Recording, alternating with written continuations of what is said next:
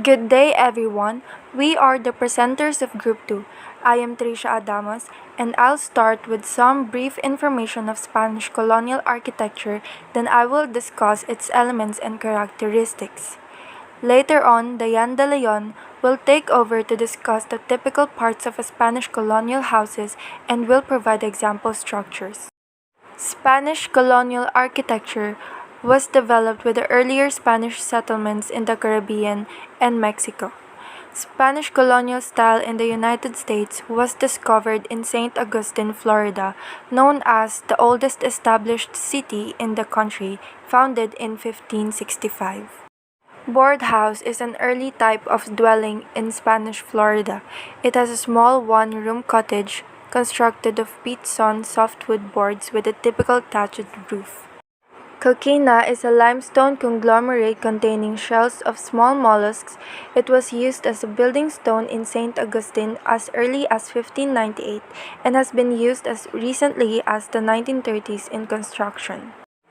During the 18th century, the common houses were whitewashed in the lime mortar with an oyster shell aggregate. Typically two-story, the houses included cooling porches to accommodate the Florida climate. Now let us proceed with the elements and characteristics of a Spanish colonial architecture. White exterior walls. Walls are thick and are painted white because it is affordable and very ideal for warm climates. The thick walls can retain cool air, so at night when the temperature drops, they slowly release warmth that was absorbed from the sun into the home. Walls are also covered with stucco, which is the only exterior finish available to Spanish settlers. Clay flat roof tiles. One of the most distinguishing characteristics of Spanish colonial style is the low-pitched roof made with red clay tiles. In some regions, Spanish colonial roofs are completely flat while others are slightly pitched but all use the same distinctive tile. Wooden beams. Traditional Spanish homes were built from adobe or mud brick, which is durable and extremely heavy. It supports the roof, interior walls, and ceiling of the structure. It was often seen jutting out from the roof's exterior, and since its wooden finish is eye-catching, it now serves as a decorative feature. Small windows. Windows were designed small to prevent too much light while still having enough ventilation. It has wooden shutters that can be closed during midday hours. Courtyard. Courtyards were traditionally placed in the center of the home so dwellers can cook inside or outside to release the produced heat from cooking. At present, courtyards can be found to the side or rear of the house. Also, it provides privacy.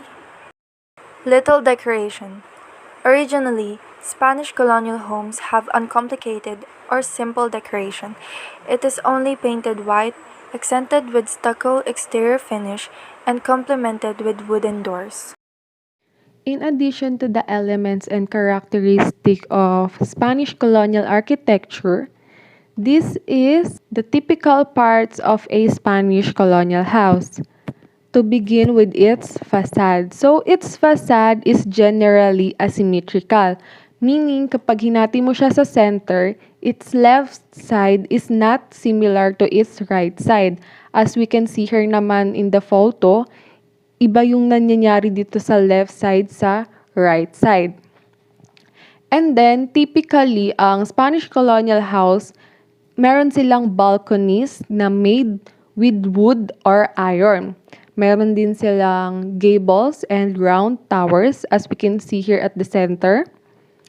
And sa wall surface nila, they use stucco finishes since yun nga lang yung available sa Spanish settlers. They also use decorative tile vents. And then for their doors and windows, they use arch. When it comes to their roof naman, they use low pitch roof covered with red tile. And yung eaves ng roof nila is hindi nag-overhang. As we can see here dito sa small house na to, yung eaves is sakto lang talaga sa structure ng bahay. Now let's proceed to the example structures of Spanish colonial. First is the Gonzalez Alvarez house. It is the oldest surviving Spanish colonial dwelling in St. Augustine, Florida. Its construction began on the house around 1723 and it reached its final form in 1790. The house exhibits both Spanish and British colonial architectural details and style. A visit to the house reveals a record of life in St. Augustine over 400 years, through the Spanish, British, and American occupations of St. Augustine. The original home was a one-story rectangular-shaped stone dwelling with thick coquina walls that were plastered with lime and whitewash. So the Gonzales Alvarez is also known as the oldest house because it's been standing for a really long time na. Kaya if you visit it, makikita mo yung life nila noon sa St. Augustine throughout different periods. It was also declared as a National Historic Landmark.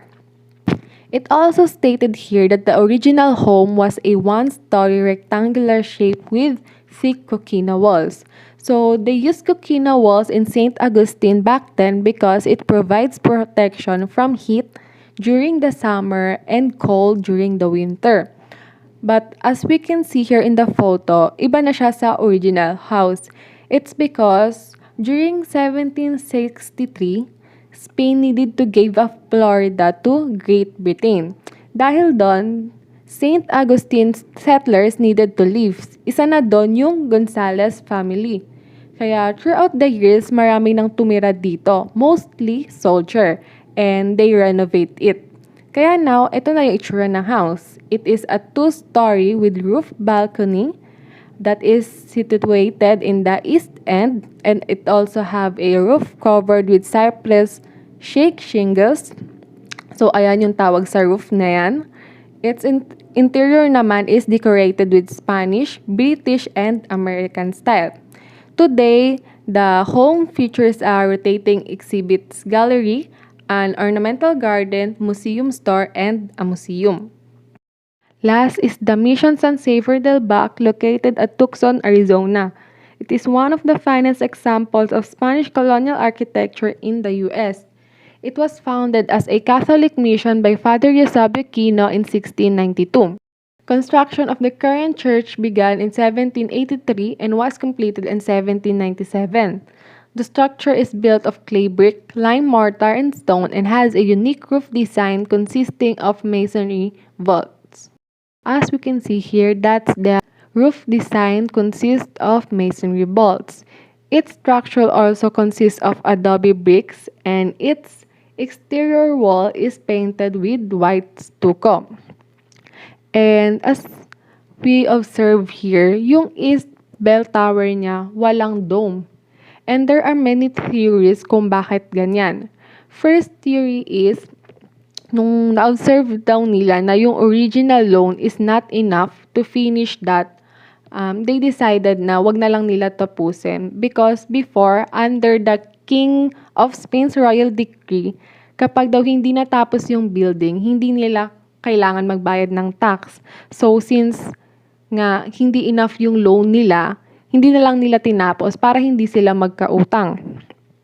And then there's another theory na during daw nung construction niyan, merong Indian worker na namatay kasi nahulog siya sa hagdan tapos yung ulo niya natamaan ng iron bar. Kaya simula nun, yung ibang worker natakot na rin tapusin tong Mission San Xavier del Bac. And because of that, hinayaan na lang nila na ganyan yan. And when it comes to its interior, it is decorated with paintings and carvings of religious imagery which covers the walls and vaulted ceilings. It also has a wooden statues of Saint Xavier and Native Americans. They also use frescoes to depict the lives of Catholic saints. And today po, it still operates as a church and it has been designated as a National Historic Landmark. Free lang pong mag-visit dyan and mag-attend ng regular mass nila. And that's all for our reporting. Thank you so much for listening.